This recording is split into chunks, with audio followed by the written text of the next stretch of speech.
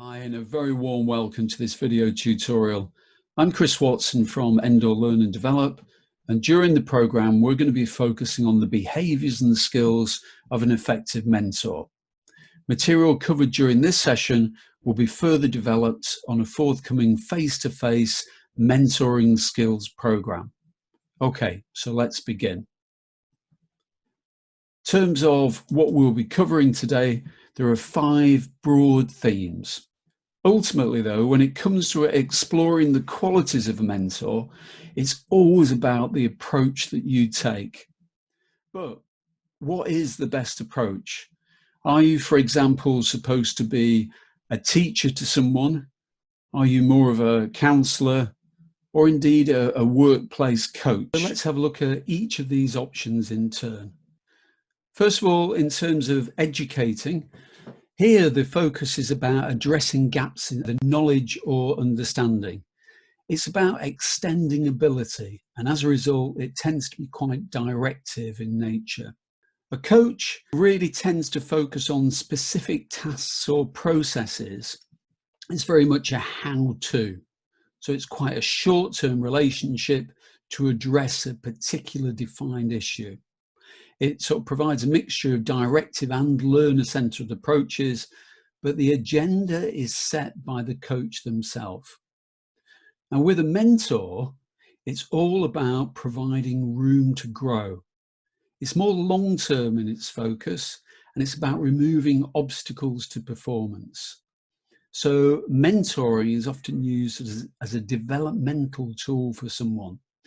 And it's about encouraging autonomy through guided support. So helping the person gain a greater sense of personal ownership and responsibility. And the agenda tends to be set by the mentee themselves. Finally, counselling. This can be used when performance is perhaps off track. Maybe when there are some issues that need dealing with. And it tends to be more intimate, and the levels of disclosure are invariably higher. Now, of these 4, the 2 which are often the hardest to separate are the middle ones. So what's the difference between a coach and a mentor? And indeed, in many organisations, you see these words being used interchangeably. As the chart, though, moves from directive to non-directive emphasis, i.e. from the left-hand side to the right, you can see on this continuum that mentoring has a much greater behavioural focus than coaching does, which tends to be more task-orientated. So are there these clear-cut distinctions that exist between coaching and mentoring? Certainly, coaching concentrates on identified issues. It is used, as mentioned, to develop specific skills and behaviours. For example, if I needed to know how to adjust the different gradings of the lime in the microlime plant, someone could actually coach me on how to do that. So in this way, a coach encourages and supports the person to progress and achieve specific defined goals. And as soon as that goal, that skill, that process is embedded, then that relationship is over. With mentoring, it does rely on the same competencies as a coach, but also a lot of relevant experience is needed, because mentoring is much more about the sharing of wisdom. Mentors help people to gain this by helping them explore and reflect on the experiences that they themselves have had. So this is a really key thing about what is and what is not mentoring.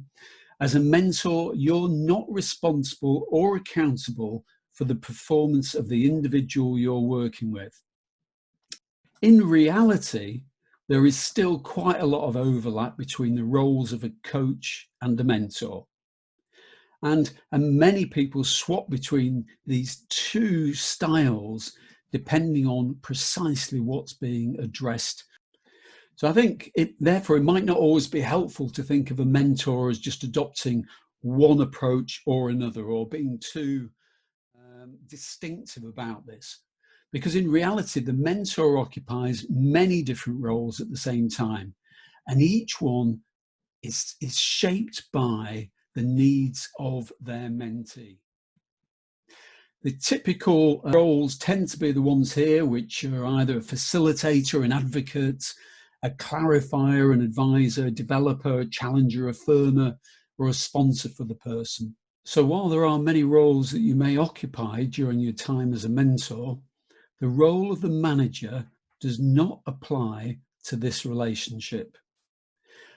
And while this is a really fantastic and succinct definition of what management is all about, and is probably fit for almost all purposes because it balances both people and task requirements, it doesn't actually fit the needs of a mentor's role. And this is because the development of the mentee is the primary purpose of mentoring, not the delivery of results. It's also why the two roles should always be kept separate, with the results-focused elements being best provided by the line manager themselves and never by the mentor. Now, secondly, there's another potential issue here. Juggling all of these different roles requires a very particular set of skills and abilities.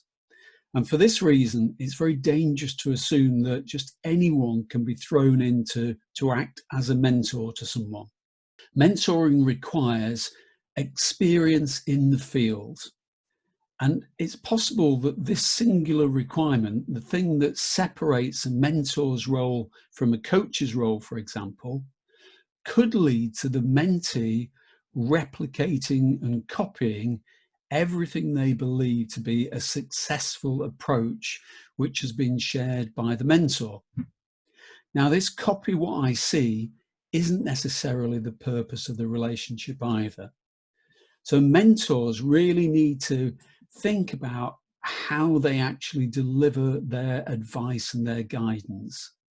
They need to deliver some sort of context in terms of the experience they're sharing, but they must watch out for personal ego and influence creeping into the process. So now let's take a look at the qualities of a mentor in more detail. What we often find is that people who excel in the role as a mentor have got a real commitment to people development. They set a positive example through their actions and words. They really do operate as a great role model to others. They provide advice without dictating actions, so they're non-directive in their approach, and they adopt an ask, not tell habit. So it isn't about delivering expedient solutions, it's about getting people and encouraging them to explore issues for themselves. They're also objective and demonstrate integrity. They're great listeners, they ask open, reflective questions, and they're very good at reframing what they hear. They're patient, honest, accessible, and approachable, and they're constantly stretching and challenging the learner to do their best. Now, if you'd like to see some empirically based research in terms of what it is that people who excel at driving the potential of others actually do, then this study by CLC Human Resources reveals the 5 characteristics of people who are great at accelerating performance. In terms of impact on potential, number 1 is they help you to do your job better. Number 2, they keep you informed about the organization. Number 3, they provide you with information you can use in your job. Number 4, they rely on you for information, so it's not just a one-way delivery. And number 5, they help you to come up with new ideas, to look at things from a different perspective. So in terms of techniques, let's look at one of the most powerful tools that you have at your disposal, and that is your ability to ask great questions. Fantastic quote here by Levi Strauss, but it doesn't quite answer what are the right questions. So to do that, let's hear from one of the best mentors in the business. What are you trying to achieve? How do you think the best way of doing that would be? What do you think the effect would be if you did this? Or would it be better to do that? What's your choice? questions like that actually make you think it through about how you're going to do things and what you're going to do and why, that transfer the ownership. Particularly like this idea of transferring ownership through questioning, so rolling the ball back. But questions can be used for all sorts of purposes: to unearth facts, to encourage self-reflection, and indeed to empower the mentee to take greater personal responsibility. Now, a simple video tutorial isn't going to make you the most skilled questioner in the world, but what we will be doing is practicing all of these techniques on the skills development workshop that's planned. There are a number of other steps to success in addition to questioning skills. In terms of trust, it's a real key word, and I think we all feel we understand and we know what that involves. But building trust is your biggest opportunity to the long-term success of the mentoring relationship. Trust leads to better relationships and creates this willingness to be vulnerable in front of other people. If people trust you, they're less likely to be offended by, say, a poorly written email that was sent in haste, more inclined to give others the benefit of doubt, and also to support them in times of need. But let's just try to define a little bit more precisely what we mean by this word trust. In terms of conventional wisdom, it tends to mean a firm belief in the reliability, truth, or the ability of someone or something. And a recent survey of 2,000 adults by the Chartered Institute of Personnel and Development revealed that more than half of employees have a not bothered attitude to work brought on by distrust of their bosses. So that's a concern, and trust does lead to better relationships, as we've said. If I trust my manager or boss, I inherently feel more motivated and more engaged, and therefore I've got a stronger desire to produce better work. I'm also more likely personally to enjoy my work and less likely to get stressed, move jobs, or take time off. So this is as a bigger a management issue as there is. In the context of the mentoring relationship, trust is about a belief by both mentor and mentee that their intentions are good and that there is no need to be protective or careful around each other. Now that's critical because what you're hoping to do is foster an open and candid environment whereby people can share and talk about anything that they want to bring to the table. But trust is a very complex area. You can, for example, respect someone but not trust them. Similarly, you can be fond of someone but also not trust them. So I'm going to share with you something that's very popular in the training community, and that's a 4-quadrant model. But actually, I think this one holds up when it comes to trying to understand the component parts of trust. As you can see, on one axis, you've got the extent to which I believe that you are competent and capable. And on the other, the extent to which I believe you care about me. And what you have to have, as you can see here, is both of these in play before trust is really established. So there are 2 things to consider: perceptions about capability and perceptions about whether or not I genuinely think that you care about me as an individual. So if you don't trust me, or perhaps you don't feel currently that you yourself are trusted by someone in your own peer group, your own management team, one of these 2 criteria will be involved.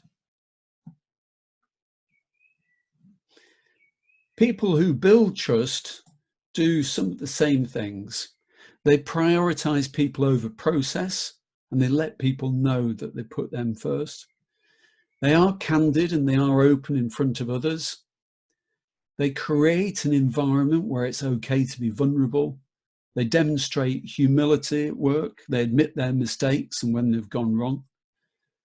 They always try to be consistent and do what they say they're going to do. and also they're generous with their time and access to both themselves and to relevant information. Trust can't be achieved overnight, obviously. It requires credibility, multiple instances of follow through, and a real in-depth understanding of the unique attributes of each and every individual. The great news, though, is that all of these are presented to you on a regular basis during the mentoring relationship. So there's a fabulous opportunity here. Final element for today, and it's around behaviour. Throughout our school and our working lives, we're all praised and encouraged, sometimes even promoted at work, for knowing things, for getting things right, for being expedient, and for resolving things quickly. This can even build our sense of self-esteem and who we are. What great mentors do is they deliberately resist the temptation to parade their own knowledge, and instead they deliberately practice this one behaviour. Now, to illustrate the value of this, I've unapologetically stolen from one of the best TED Talks I've ever seen. It's by Sir Ken Robinson. I love telling the story because it's a true story about a little boy who's only 6 years old, sat as usual at the back of the class, really engaged with his own drawing. Now, the teacher was fascinated by this because this boy hardly ever paid attention.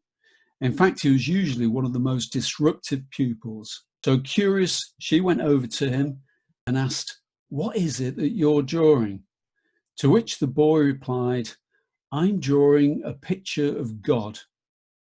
Now, the teacher laughed a little and then says, "Look, it's great that you're doing this, but nobody actually knows what God looks like." To which the boy replied, looking us straight in the eye, "Well, they will in a minute." And I think this is what mentoring is about encouraging people to progress by looking at things in a new way.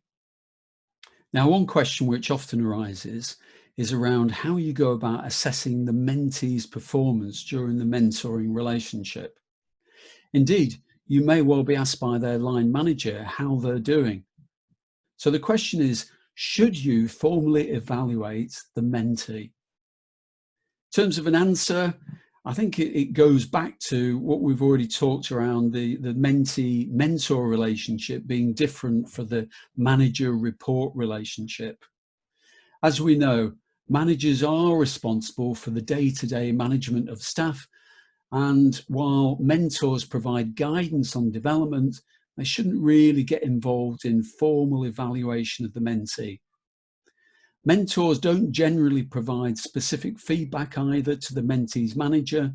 Mentor-mentee conversation should therefore remain confidential, unless, of course, there's an extreme circumstance where there's an issue in terms of duty of care, or there's a risk for the organisation, or maybe a danger to the person themselves.